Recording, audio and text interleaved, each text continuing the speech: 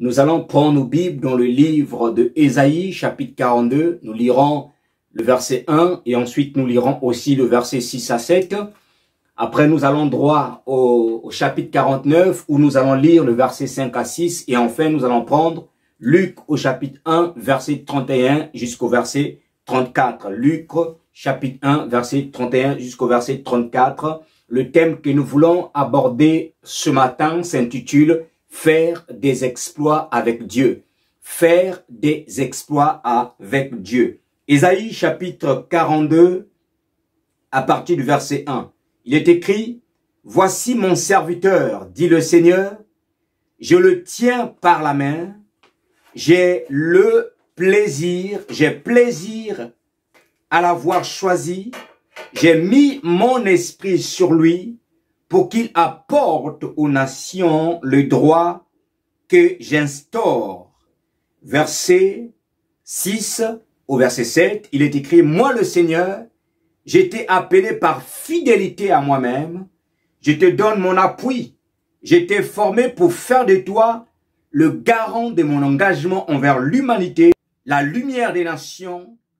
Tu rendras la vue aux aveugles, tu feras sortir les prisonniers de leur cachot, tu retireras de leur prison ceux qui attendent dans le noir. » Chapitre 49, verset 5 jusqu'au verset 6. Je suis en train de lire dans la version français courant.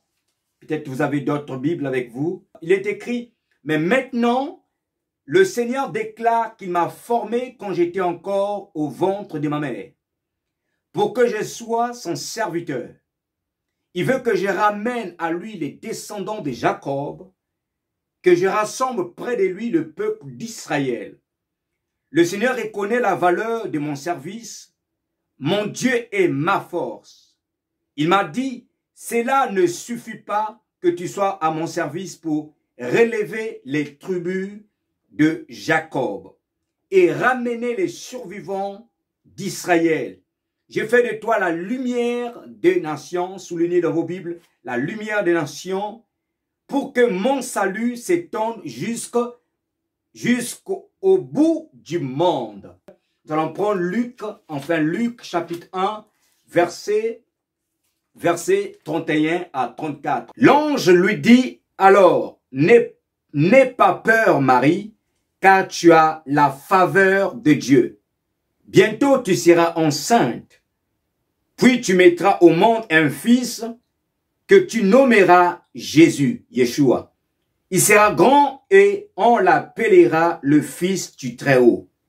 Le Seigneur Dieu fera de lui un roi, comme fut David son ancêtre, et il régnera pour toujours sur le peuple d'Israël. Son règne n'aura point de fin. Alléluia, parole du Seigneur. Bien-aimés, ce matin, nous voulons parler du thème qui s'intitule « Faire des exploits avec Dieu ». Faire des exploits avec Dieu. Qu'est-ce que j'entends par le mot « faire des exploits » ? Faire des exploits, c'est poser des actes courageux, des actes héroïques, des actes de bravoure, des actes entreprenants qui conduisent à des résultats impressionnants ou encore à des résultats remarquables. Faire des exploits, c'est poser des actes courageux, héroïques, qui conduisent à des résultats remarquables et des résultats impressionnants. Bien-aimés dans le Seigneur. Et ces exploits peuvent se faire dans plusieurs domaines. Cela peut être dans le domaine de la consécration de notre vie dans le Seigneur. Dieu peut nous demander de faire des exploits dans notre vie de consécration. C'est-à-dire que Dieu, il peut arriver à un certain moment donné de notre marche en Christ que on connaît un ralentissement et que Dieu vient nous demander de faire des exploits. de poser des actions courageuses, des actions de bravoure pour aboutir à un résultat performant.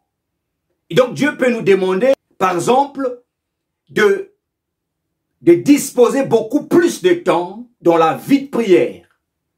Imaginons que vous avez l'habitude de prier pendant 15 minutes, 5 minutes le matin en sortant, 10 minutes le soir. Mais Dieu peut vous demander d'augmenter les temps de prière, d'augmenter les temps d'intimité avec lui. Et ça peut aussi être dans des temps de méditation de la parole. Il y a aujourd'hui des personnes qui sortent chez eux. Ils sortent le matin, ils ont à peu près 40 minutes, ils ont 40 minutes de transport, mais pendant les 40 minutes, ils les passent en bavardant au téléphone, en papotant au téléphone. Et Dieu peut vous demander de poser des actes courageux, c'est-à-dire de sacrifier ces temps de bavardage ou de papotage pour les consacrer à lui dans la méditation de la parole. Si vous prenez le train, par exemple, pendant 40 minutes, vous pouvez, au lieu d'être au téléphone, décider avec un objectif clair d'aboutir, par exemple, à la compréhension d'un livre dans la Bible. Vous pouvez décider, par exemple, de comprendre quel est le message que le livre de Matthieu, par exemple, nous dit. Ou encore le livre d'Éphésiens, qu'est-ce que cela nous dit? Et pour cela, vous avez besoin de poser un acte courageux, un acte audacieux, de consacrer vos 40 minutes de transport de la méditation de la parole de Dieu. Et c'est ce qu'on appelle faire des exploits avec Dieu. Faire des exploits avec Dieu, cela peut être aussi dans le domaine personnel, dans le domaine professionnel, tout comme dans le domaine familial.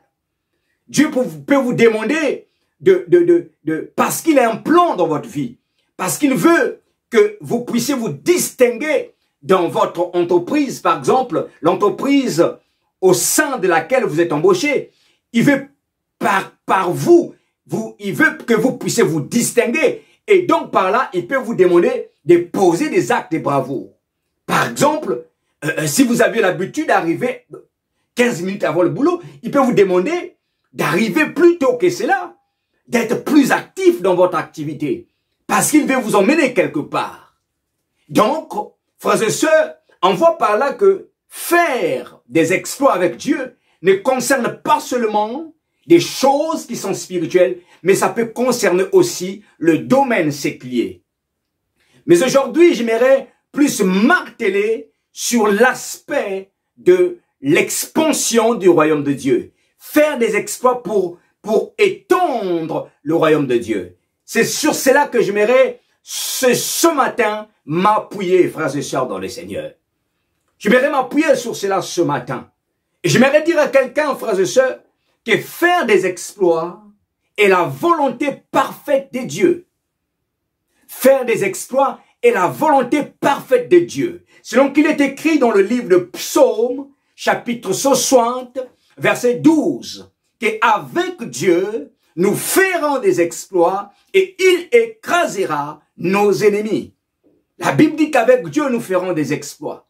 Matthieu chapitre 28, à partir du verset 19, il est écrit « Allez et faites de toutes les nations les disciples ».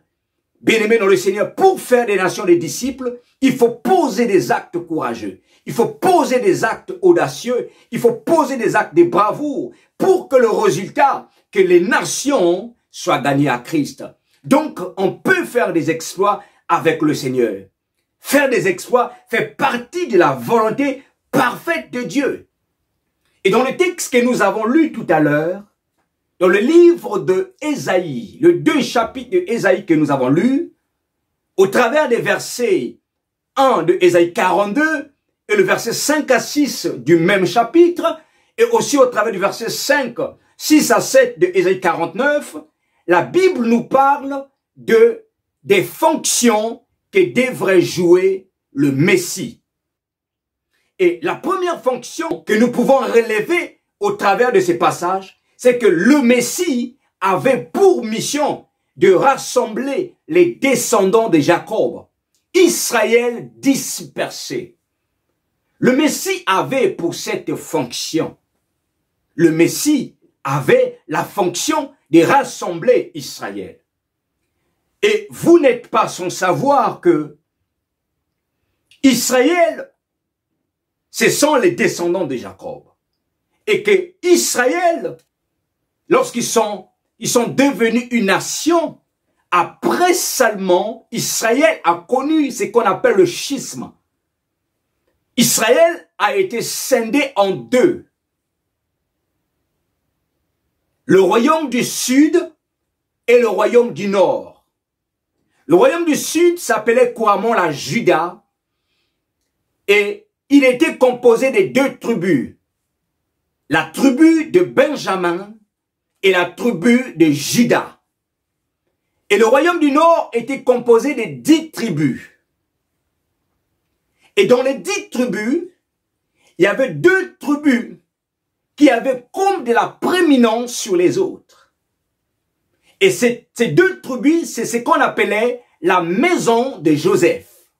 Suivez-moi très bien, bien-aimés dans le Seigneur. La maison de Joseph, c'était la tribu de Manassé et la tribu d'Éphraïm. Qui était Manassé et qui était Éphraïm? Nous allons comprendre quelque chose au travers de ces deux tribus. Manassé et Éphraïm étaient les 2 enfants de Joseph, qui était lui-même l'enfant de Jacob, que Joseph avait eu avec une femme égyptienne, à une époque où Israël n'était pas encore une nation.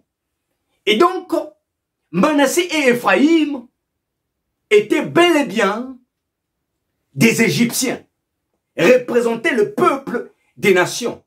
Mais qu'est-ce va-t-il se passer quand Jacob est arrivé en Égypte? Jacob a demandé à Joseph qui sont ses fils. Et Joseph a présenté à Jacob en lui disant ce sont mes enfants que j'ai eu dans cette nation.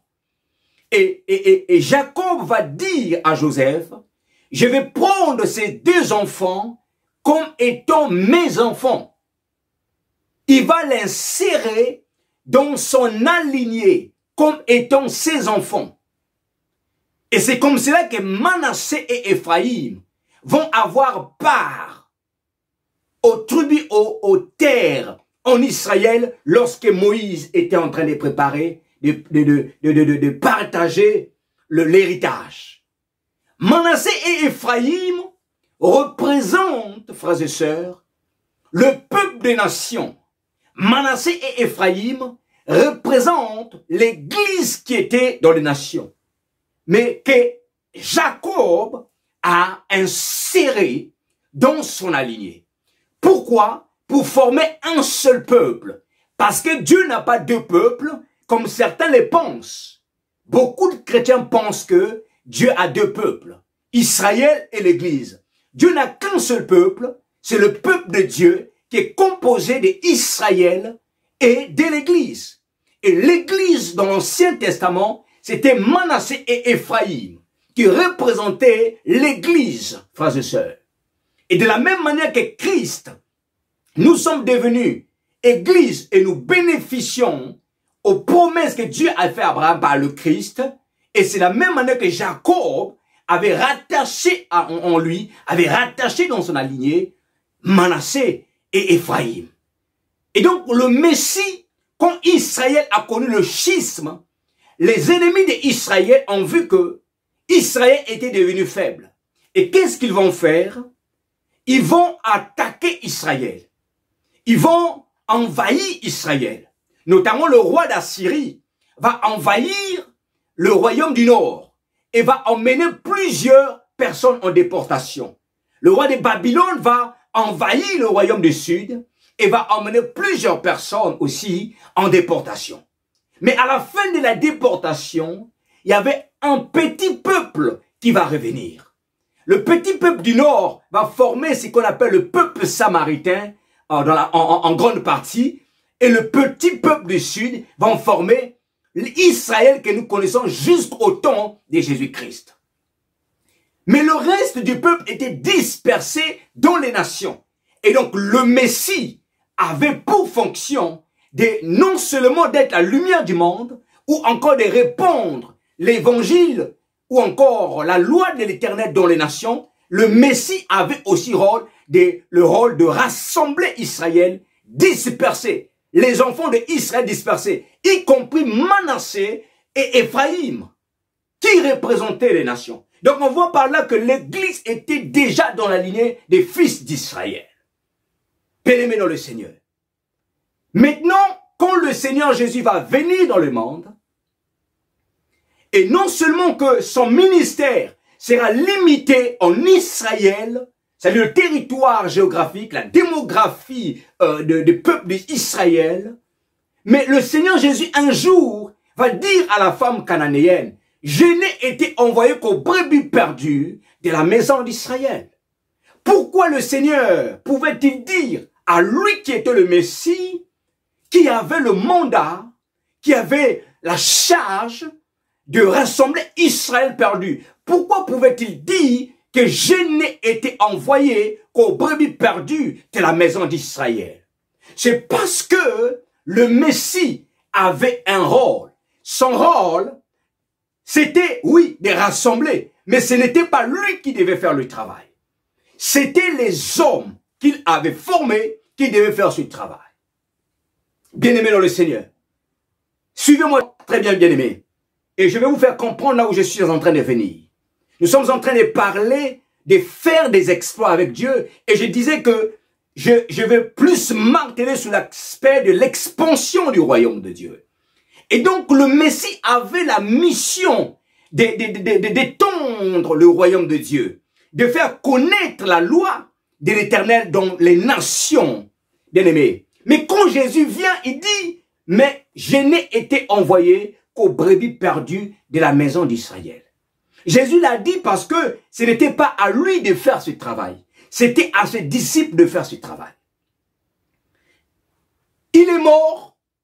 Son sacrifice a ouvert les cieux, a ouvert l'accès au lieu très saint. Son sacrifice a ouvert la porte aux païens d'entrer. Mais avant qu'il s'en aille, il va dire deux choses. Dans Matthieu 28, il dit, allez et faites de toutes les nations les disciples. Et dans Actes des Apôtres, au chapitre 1, à partir du verset, je crois, 8, il dit, quand vous allez recevoir la puissance, quand le Saint-Esprit viendra sur vous, à ce moment-là, de commencer la mission pour être mes témoins à Jérusalem, en Judée, en Samarie et aux extrémités de la terre. Le mandat des apôtres était clair. Mais quelque chose va se passer. Quand Jésus monte, retourne au ciel, remarquez que les apôtres, jusqu'à plusieurs années plus tard, n'étaient pas en train d'accomplir, n'étaient pas en train de faire des exploits que le Seigneur leur avait demandé. Les apôtres n'étaient pas en train de faire des exploits. Il leur fallait poser des actes audacieux. Il leur fallait poser des actes courageux, des actes héroïques afin que l'évangile se répande au travers des nations. Mais malheureusement, ce n'est pas ce qui était en train de se faire. Les apôtres avaient la mentalité religieuse. Beaucoup d'entre eux croyaient même que le nouveau mouvement était une nouvelle branche comme les pharisiens, les sadducéens ou encore les hérodiens. Ils n'avaient pas compris que la fonction du Messie était d'étendre le royaume de Dieu au travers des nations. Et c'était à eux la responsabilité qu'incombait de faire ce travail. Le Seigneur était clair avec eux, mais eux, ils n'étaient pas en train de faire le travail. Bien-aimés dans le Seigneur, Dieu nous appelle à faire des exploits avec lui. Et surtout dans le domaine de l'expansion du royaume de Dieu. Nous devons être des acteurs. Nous ne devons pas nous comporter comme des poussins, mais nous devons marcher avec la vision du Seigneur, qui est la vision de l'aigle. Et qui cette vision qui consiste à gagner le monde à lui. Afin qu'il y ait peu de gens en enfer, mais beaucoup de gens dans le royaume de Dieu. C'est cela faire des exploits avec Dieu. Lorsque nous gagnons une nation à Christ, c'est un résultat impressionnant. Mais pour y arriver, il faut des exploits, il faut poser des actes courageux, des actes héroïques pour arriver à cela.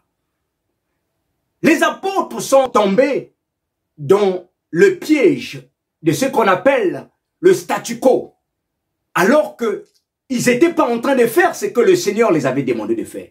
Ils sont tombés dans le statu quo, les apôtres. Pendant que le Seigneur était en train de les attendre pour qu'ils fassent avancer son œuvre, ils sont tombés dans le statu quo. Ils sont tombés dans le statu quo. Et dans la zone de confort. Malgré l'ainsi dit le Seigneur. Malgré l'ordre qu'ils avaient reçu de la part de Dieu. J'aimerais dire à quelqu'un, ne tombe pas dans la zone de confort lorsque tu as un appel de Dieu. Ou lorsque tu as l'ainsi dit le Seigneur. Lorsque Dieu vous a demandé de faire quelque chose et que si vous ne l'avez pas encore fait, frères et sœurs, ne prenez pas le risque de tomber dans la zone de confort. Ne prenez pas le risque de tomber dans le statu quo alors que les choses que Dieu vous a demandé, vous n'êtes pas en train de le faire. Vous devez vous battre à tout prix, frères et sœurs. Nous devons nous battre pour accomplir l'ainsi dit le Seigneur. L'ainsi dit le Seigneur. Parce que le mandat de notre Seigneur, le mandat de Christ était de répandre l'évangile au travers des nations, de rassembler Israël perdu. Et je disais que Israël perdu, il y avait aussi Manassé et Ephraïm, qui représentent l'église qui était dans les nations, frères et sœurs. Et parce que les apôtres ne faisaient pas ce que Dieu les a appelés, parce qu'ils ne faisaient pas ce que Dieu les a appelés, et Dieu va provoquer quelque chose dans l'église de Jérusalem. Je prie que cela ne soit pas ton cas. Dieu a soufflé un vent dans l'église de Jérusalem. Je prie que cela ne nous arrive pas dans le nom de Jésus-Christ. Je prie que quelqu'un, après avoir écouté ce message, se lève et décide de faire des exploits avec le Seigneur. Décide d'être un acteur dans l'expansion du royaume des cieux. Frères et sœurs, vous savez, l'expansion, faire des exploits avec le Seigneur, je disais tout à l'heure, ça peut être dans un domaine séculier. Dieu vous attend à ce que vous puissiez investir en quelque chose. Vous puissiez poser un acte qui va vous amener à gagner quelque chose afin que vous souteniez les pauvres, par exemple. Et aussi longtemps que vous ne ferez pas cette chose-là, bien aimé, vous pouvez vous attirer la colère de Dieu. Dieu va envoyer un vent qui va souffler dans l'église de Jérusalem parce que les apôtres n'étaient pas en train de faire ce que Dieu les avait demandé de faire. Il y a 4 choses que Dieu va faire dans cette église. 4 choses que Dieu va faire dans cette église. À cause de la non-obéissance à l'ordre qu'ils avaient reçu de la part de Dieu. L'ordre était de faire des exploits afin d'étendre le royaume de Dieu, mais ils n'étaient pas en train de le faire. Ils ont déployé toute leur force à Jérusalem. Alors le premier vent que Dieu va envoyer dans cette église de Jérusalem, c'était la persécution. La persécution, frères et sœurs. Dieu envoie la persécution dans l'église de Jérusalem. La persécution. Et la persécution que Dieu va permettre avait 2 buts. Le premier but de la persécution était que l'église s'implante dans d'autres contrées.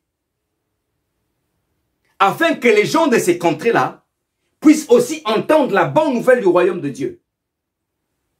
Le deuxième objectif de la persécution que le Seigneur va envoyer, c'était de permettre que lorsque les églises vont aller s'implanter ailleurs, qu'il y ait un homme dans le rang des religieux, dans le rang du peuple juif, qu'il y ait un homme, un benjamite, soit attiré à lui.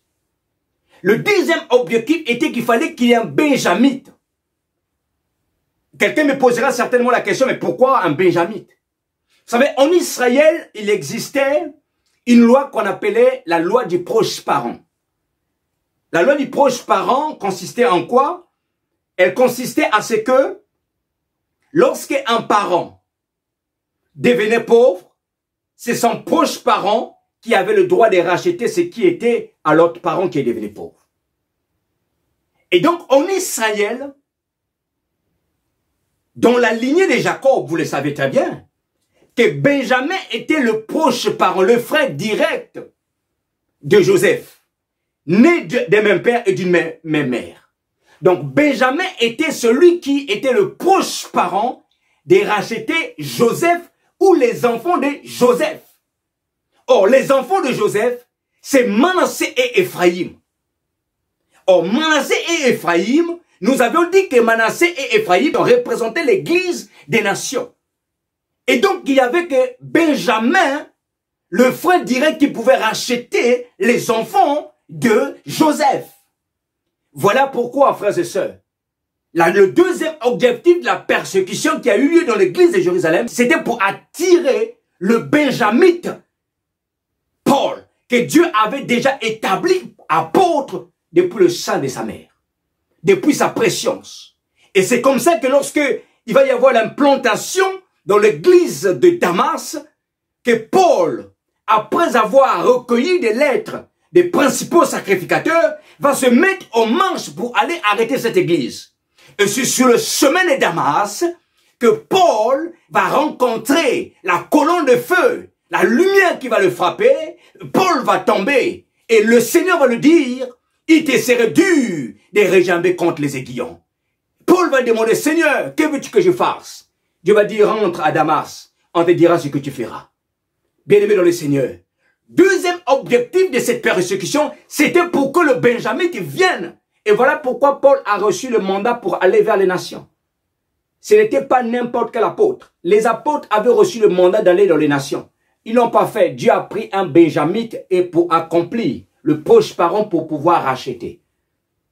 Et remarquez-vous que lorsque Paul a reçu cet appel, il n'a pas douté. Il est parti tout de suite. Il est parti tout de suite.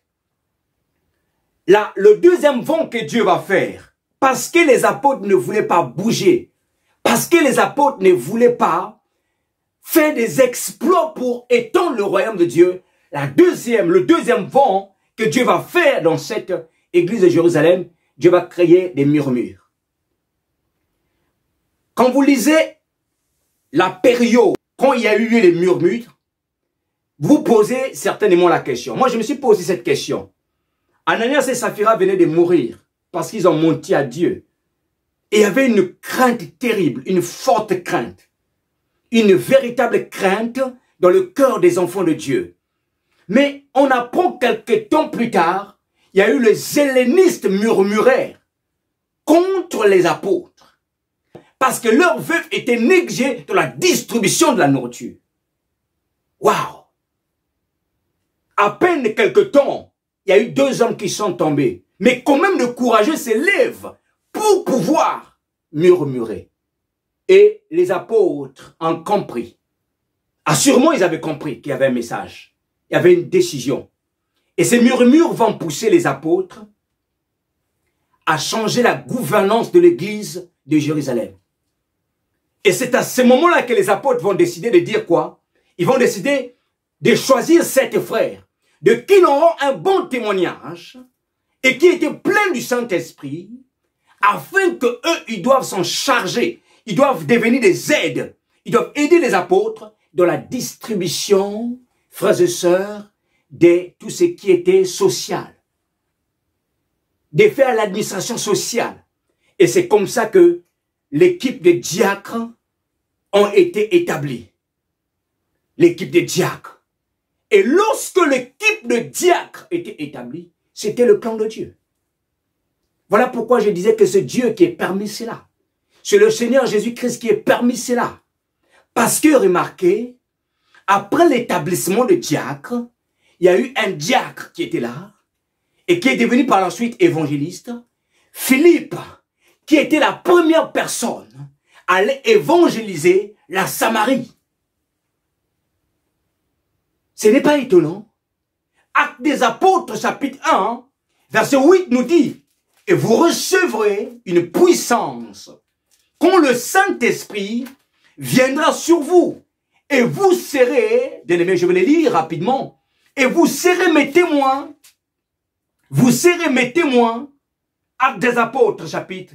Mais vous recevrez une force quand le Saint-Esprit descendra sur vous. Et vous serez alors mes témoins à Jérusalem, dans toute la Judée et à la Samarie, jusqu'au bout du monde. Voilà le mandat qu'avaient reçu les apôtres.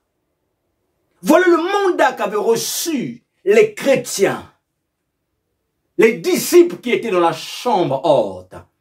Mais jusqu'à ce jour-là, jusqu'avant l'établissement des diacres, aucun apôtre n'était allé à la Samarie. Aucun apôtre n'était allé dans les nations, alors qu'ils avaient l'ordre de faire des exploits, d'étendre le royaume de Dieu, d'implanter les églises. Ils avaient, en fait, l'ainsi dit le Seigneur. Pourquoi ne l'ont-ils pas fait? C'est Philippe qui va être le premier, la première personne, le premier disciple à se rendre en Samarie et va emmener une campagne de réveil en Samarie. Et quand les apôtres vont apprendre que Samarie avait reçu l'évangile, et c'est à ce moment que Pierre et Jean vont monter en Samarie pour baptiser les gens du Saint-Esprit et pour implanter la toute première fois l'église de Samarie. Bien-aimés dans le Seigneur, je vais dire à quelqu'un que Dieu nous appelle à faire des exploits. Faire des exploits pour étendre son royaume. Ça fait des années que vous êtes enfant de Dieu. Ça fait des années que vous avez donné votre vie à Jésus. Mais vous n'avez jamais gagné les âmes. Combien de personnes avez-vous parlé du Seigneur? Combien de personnes à qui vous avez parlé du Seigneur? À combien de personnes à qui vous avez prêché l'évangile? Vous avez annoncé la bonne nouvelle? Alors que c'est là notre mission. Nous sommes disciples pour faire des disciples. On n'est pas devenus disciples pour croiser les mains. Nous sommes devenus disciples pour faire des exploits, pour l'extension du royaume de Dieu. Bien-aimés, ressaisissons-nous. Les temps sont mauvais. Nous devons étendre le royaume de Dieu. Nous devons étendre. Oui, beaucoup de religions sont en train de gagner le terrain alors que l'Église veut se refroidir.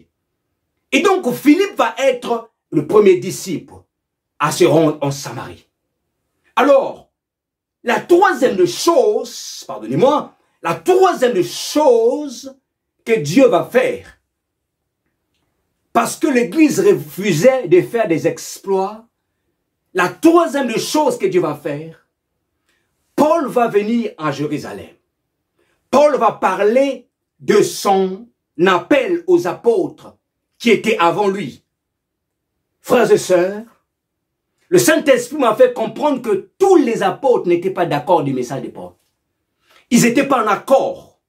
Et d'ailleurs, ce n'est pas étonnant, il y en avait que je crois 3 qui ont tendu la main d'association à Paul, les colons de l'Église. Ils n'étaient pas tous d'accord quand ils ont appris que Dieu avait appelé Paul pour aller faire le travail dans les nations. Ils n'étaient pas d'accord. Ils n'étaient pas d'accord. Les apôtres, encore une fois de plus, beaucoup d'entre eux ignoraient que le Messie devait rassembler les descendants de Jacob, Israël dispersé. Et Paul avait aussi compris cela. Et quand Paul les a rencontrés après, il est parti pour à Tarse. Alors, Dieu pour faire entrer Paul dans le champ de la mission, Dieu pour faire entrer Paul dans le travail, qu'est-ce que Dieu va faire? Dieu va faire assez que il va visiter la famille de Corneille.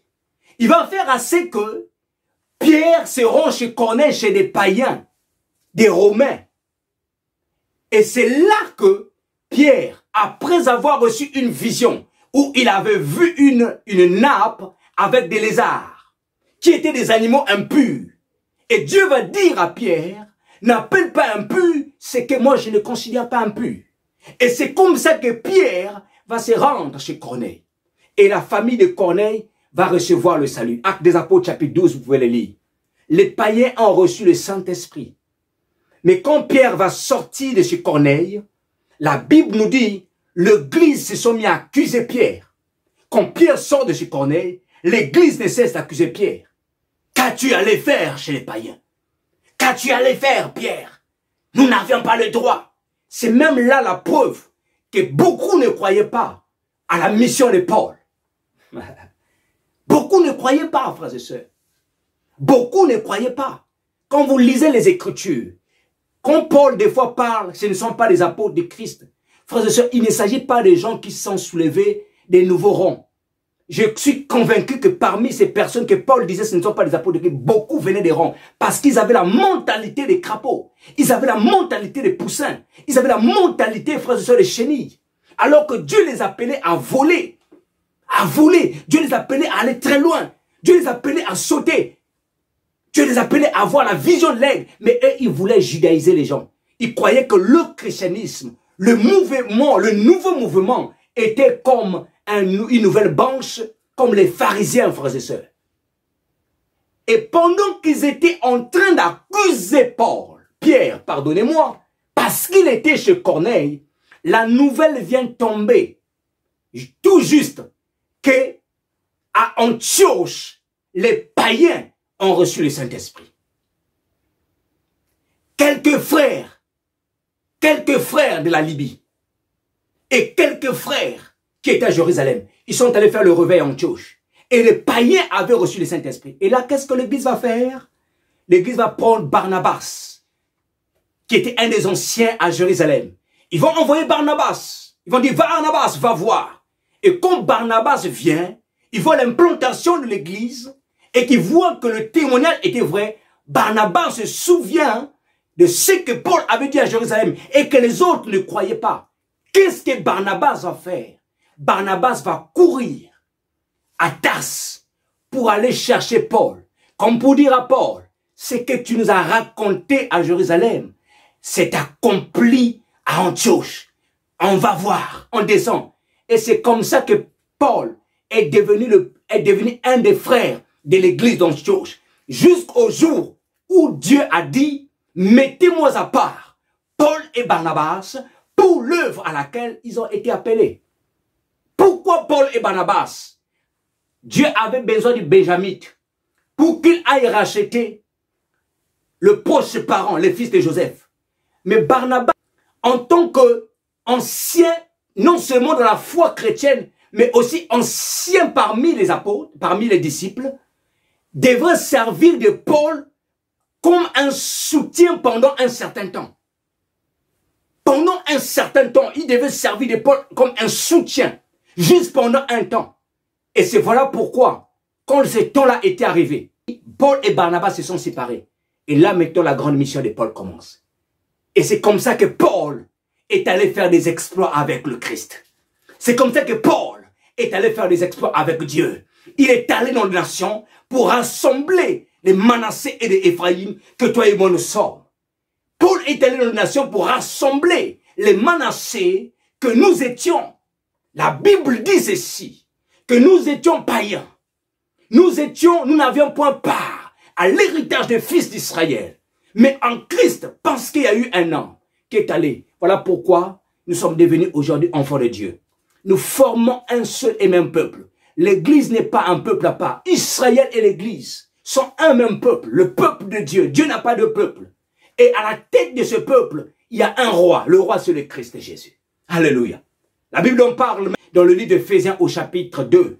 Il en parle. Lui qui des deux n'en a fait qu'un. Il a rassemblé les deux. Israël, il a brisé le mur de séparation qui était là afin de former un seul peuple.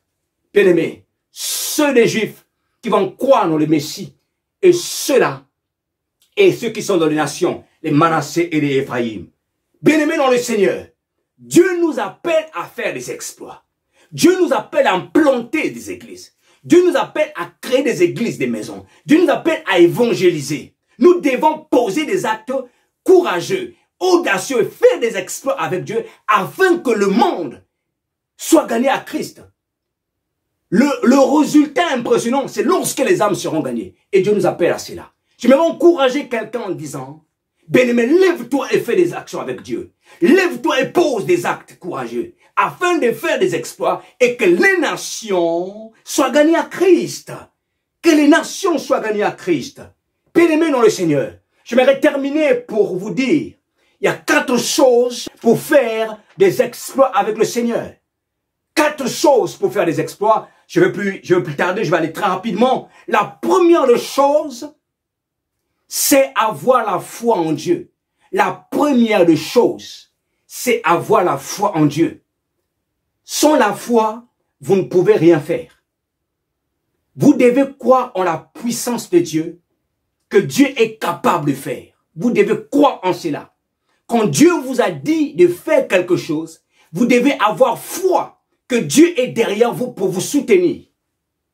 Lorsque le Seigneur Jésus a dit aux disciples, allez et faites de toutes les nations les disciples, les baptisant au nom du Père, du Fils et du Saint-Esprit, il les a dit, je serai avec vous tous les jours. C'était pour booster leur foi, pour qu'ils sachent qu'en esprit, le Seigneur devait être là.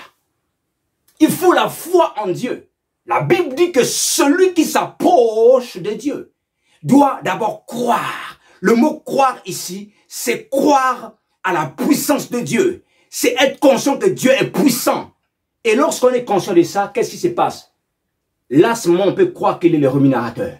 Il peut nous accompagner à accomplir la tâche à laquelle il nous appelle. Dieu vous appelle à gagner une nation, un quartier, une cité. Bien aimé, s'il vous a dit clairement, vous devez savoir que Dieu est capable de vous donner cette rémunération, de vous donner cela.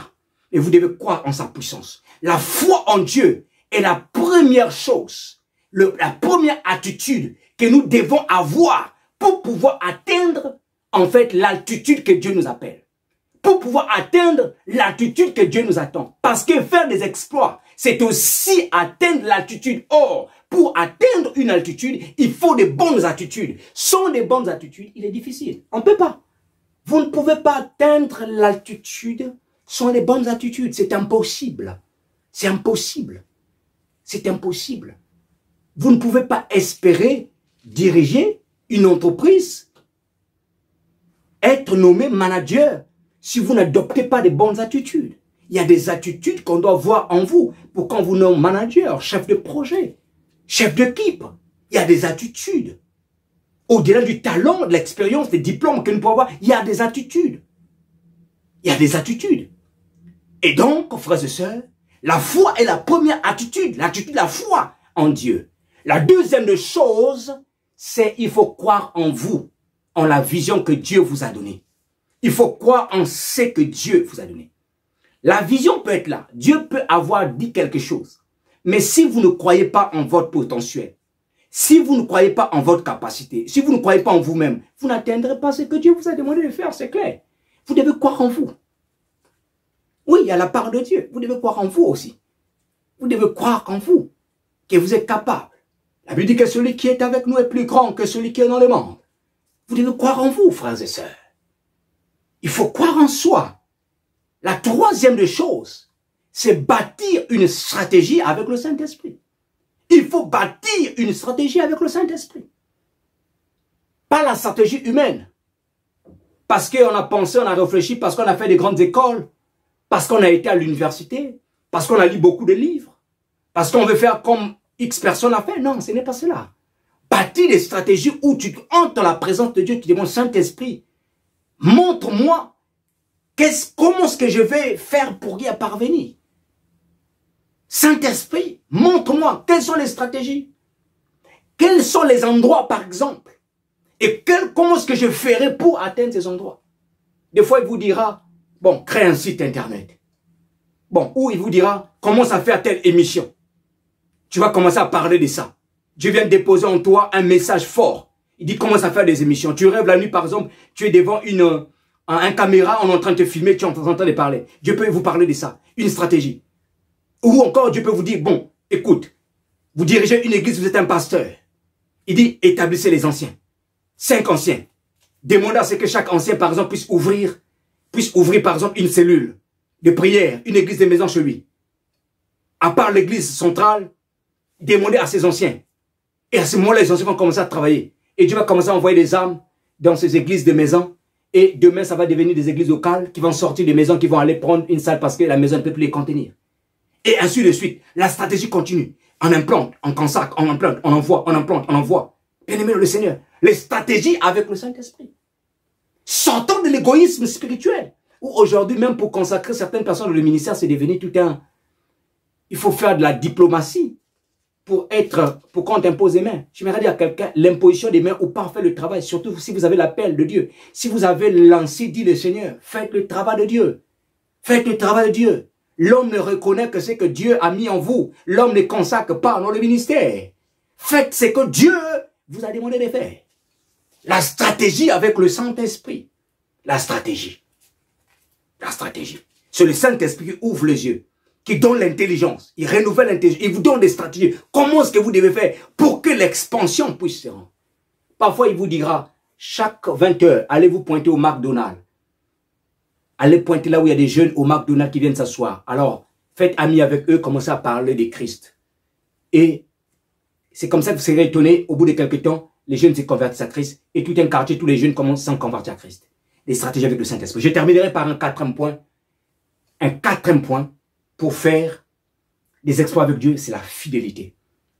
Bien-aimé, si, au-delà des 3 points que je viens de citer, la foi, la confiance en soi, la deuxième attitude, la confiance en soi, troisième attitude, j'ai parlé de la stratégie, une bonne stratégie avec le Saint-Esprit. La quatrième chose, c'est l'attitude, la fidélité avec Dieu. Il faut être fidèle avec Dieu.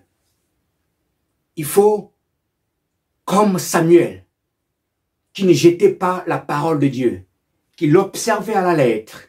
Bien-aimés, nous devons faire à ce que nous puissions observer la parole de Dieu à la lettre. Nous ne devons pas laisser une seule petite partie, un seul bout de morceau. Nous ne devons pas le laisser à terre. Mais nous devons nous battre à ce que aucune parole ne tombe à terre. Nous devons nous battre à pratiquer la parole de Dieu. Respecter ce que Dieu nous a dit. Voilà les 4 choses pour pouvoir faire des exploits avec le Seigneur. Bien-aimés dans le Seigneur, j'aimerais terminer en disant ceci. Dieu nous appelle tous à faire des exploits, sans aucune exception. Si du moins tu te reconnais comme un enfant de Dieu, sache que tu es appelé, vous êtes appelé à faire des exploits pour l'expansion du royaume. Après ce message, ma prière est que la mentalité de certaines personnes puisse changer. Le système de pensée de certaines personnes puisse changer. Et que les hommes et les femmes s'élèvent pour aller gagner des âmes. Et que les hommes et les femmes cherchent des tracts d'évangélisation pour aller les partager dans leur quartier, dans leur cité, dans les bus, dans les sorties des métros et des trains. Que les stratégies soient bâties afin que le monde connaisse Christ. Le Seigneur voulait nous encourager par ce message. Ne croise plus les mains, mais décide-toi, lève-toi, va faire des exploits avec le Seigneur, car il a mis en vous le potentiel qu'il faut pour faire des exploits avec le Seigneur. Nous allons prier.